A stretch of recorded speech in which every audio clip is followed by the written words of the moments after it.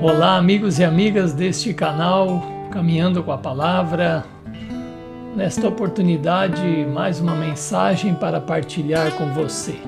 Salmo de número 8, que eu trago como título: Um domínio parcial, uma soberania universal.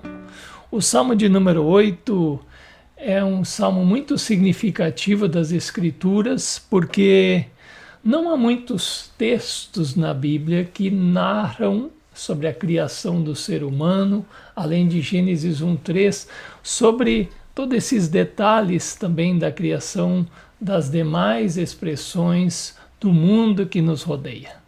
E o Salmo de número 8 é justamente um salmo que expressa esse aspecto de mencionar o ser humano como criado por Deus, como diante da grandeza também de toda a criação. E ele nos ensina acerca também de alguns aspectos do relacionamento.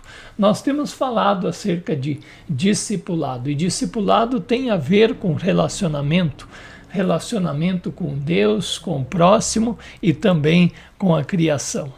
E eu quero apontar para você alguns aspectos acerca disso, mas de uma grandeza maior que este salmo também nos reserva. Vem comigo. Veja só, em primeiro lugar, quando você olha para este salmo de número 8, você se depara com esta declaração: ó Senhor, Senhor nosso, como é grande, como é maravilhoso o teu nome e a tua glória que expuseste nos céus e na terra. E fala acerca do louvor que pequeninos também trazem a Deus e fazem emudecer o inimigo, no versículo 2.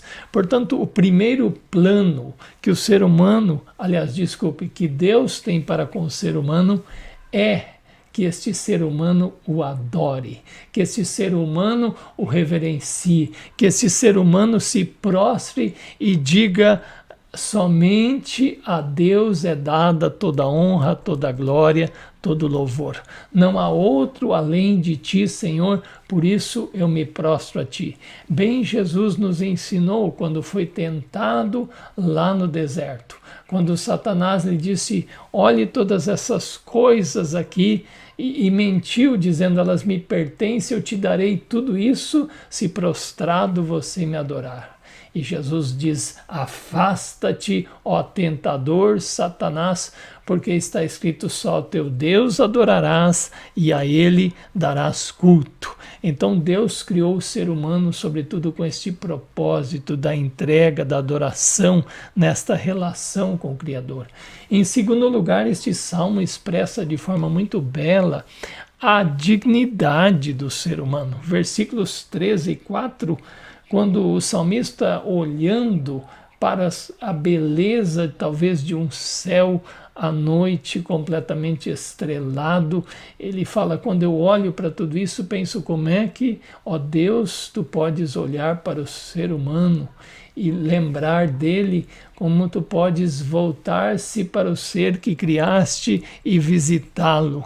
E aí alguns estudiosos dizem: essa expressão do Salmo nos lembra justamente Gênesis no seu começo, quando fala de o homem ser criado à imagem e semelhança de Deus.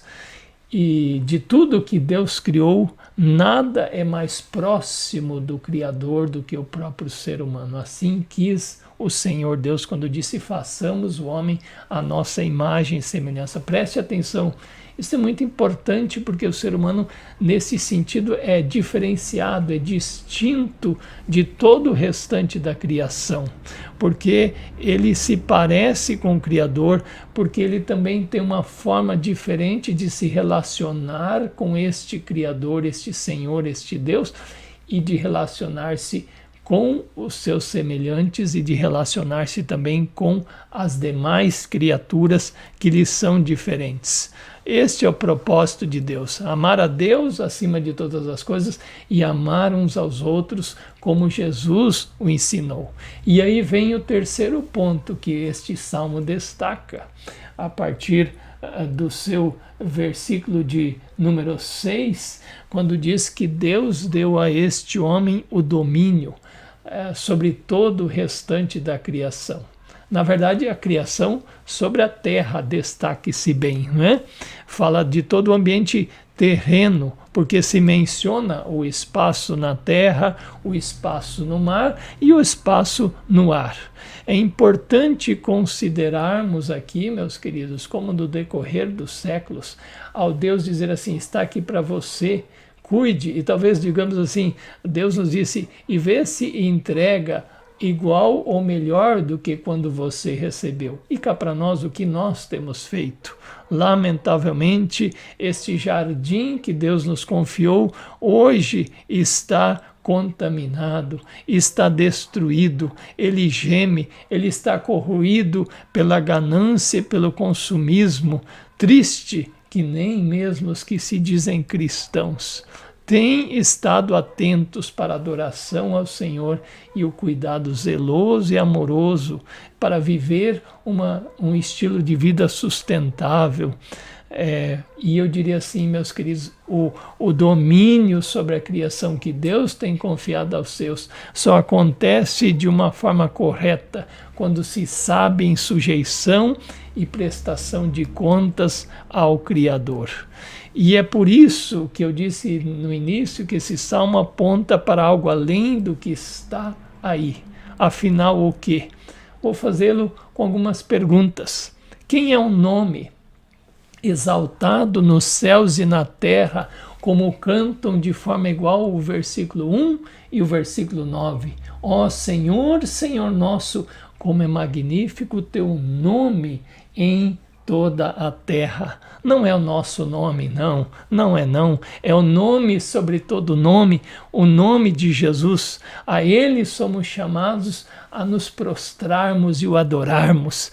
Leia os hinos de Apocalipse, esses hinos de louvor de Apocalipse 4 e 5, e você vai entender esta relação onde se exalta Deus pela criação, mas também Deus por nos trazer a salvação na pessoa e na obra de Jesus.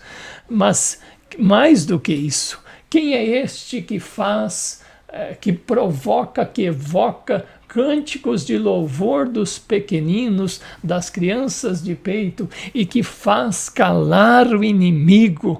Então lemos em Mateus 22, especialmente versículo 9 e versículo 16, na entrada de Jesus em Jerusalém, quando ele, montado em jumento, expressando-se como rei, recebe o louvor das pessoas, mas recebe também a exaltação das crianças, e este louvor faz calar aqueles que se opõem a ele, e ele fez calar os que se opunham a ele, ele triunfou diante desses inimigos ao doar a sua vida em morte na cruz, ao ser ressuscitado ao terceiro dia e ao ser exaltado. Quem é este, queridos e queridas, que Deus coroou plenamente em honra e glória, que se deixou realmente chamar de Filho do Homem, como os evangelhos tantas vezes repetem, para esconder a glória divina que havia nele, que há nele? Filipenses 2, 6 a 11 nos expressam esta dedicação de Cristo, que renunciou a todo o seu privilégio, a toda a sua grandeza para humilhar-se, para que ao nome de Cristo dobre-se todo o joelho nos céus e na terra. Quem é aquele a quem o Pai sujeitará todas as coisas, não apenas as coisas que estão na terra, mas também aquelas que estão em toda a criação? Então você olha Efésios 1, 22, e o Pai sujeitou todas as coisas debaixo dos pés de Cristo, para ser o cabeça sobre todas as coisas, não apenas as coisas aqui na terra, mas as coisas todas criadas, sujeitas ao nome, sobre todo nome. Ou seja, o ser humano, ele tem um domínio limitado, mas Jesus tem o domínio universal. Hebreus, no seu capítulo 2, vai repetir parte deste salmo, para justamente lembrar desta grandeza de Cristo que é sem igual, meus queridos, minhas queridas.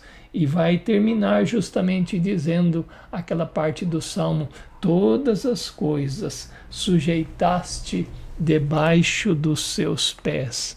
Este é o Cristo com sua obra completa de restauração e reconciliação de todas as coisas, o que lhe dá toda esta autoridade única. Não há outro. Este domínio soberano e universal de Jesus está dentro do projeto de salvação, de reconciliação, de restauração de todas as coisas que o pecado, o nosso mal, tem destruído até aqui. E esta parte nós não somos capazes de realizar.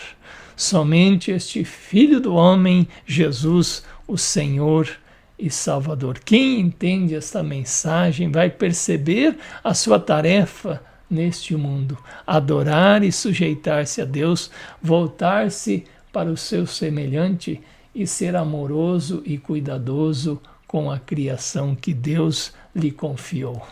Mas vai além, porque nós vamos perguntar assim e dizer: mas eu não consigo viver assim. É verdade. Eu e você não sabemos e não conseguimos viver assim, nesta adoração e prostração plena a Deus, neste amor aos nossos semelhantes e neste cuidado amoroso com a criação. Então a gente vai até junto de Jesus, vem você comigo, nós vamos juntos e chegamos até Ele e dizemos assim: Jesus, eu preciso de Ti para poder cumprir este propósito que o Pai, o Criador, tem para comigo. E sabe o que Jesus vai dizer? Vem, eu te ensino.